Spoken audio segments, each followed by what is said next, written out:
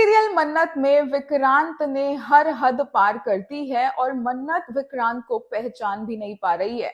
So yes, यहाँ पर arrest कर लिया गया था नीतू को और ऐसे में रोनी बस किसी भी हाल में नीतू को बचाना चाहता है और इसीलिए उसने विक्रांत के सामने घुटने टेक दिए हैं। वो विक्रांत के सामने हाथ जोड़कर बैठा हुआ है।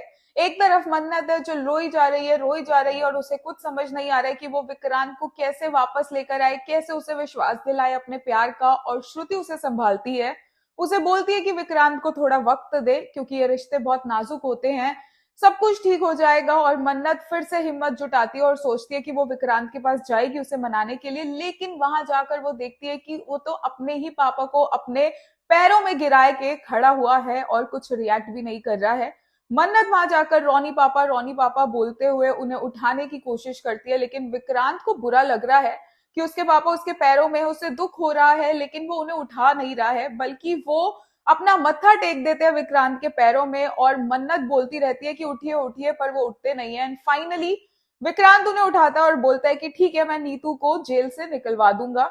और जैसे ही रोनी खुश होकर उसे हक करने लगता है, विक्रांत बोलता है लेकिन इसके पीछे मेरी एक शर्त है। मन्नत को बहुत ज्यादा गुस्सा आता है और वो विक्रांत को बोलता है कि ये क्या हरकतें चल रही है, किस तरह से आप अपने पापा से बात कर रहे हो। और विक्रांत कहता है पापा, ये मेरे पापा हैं, ये मेरे कोई भी नहीं लगते हैं। ये बातें सब घर वालों को हर्ट करती है विक्रांत की, और उसका ये चेंज्ड बिहेवियर भी बहुत ज्यादा स्ट्रेंज लगता है, बट सब जानते हैं इसके पीछे विशाखा है।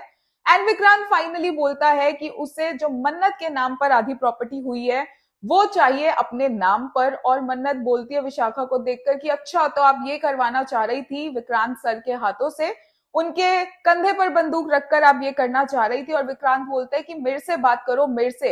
हाँ, पैसों का लालच नहीं है विशाखा को, तुम्हें है पैसों का लालच। और वहीं पर मन्नत को लगता है कि अब शायद इस रिश्ते में कोई उम्मीद बची नहीं है।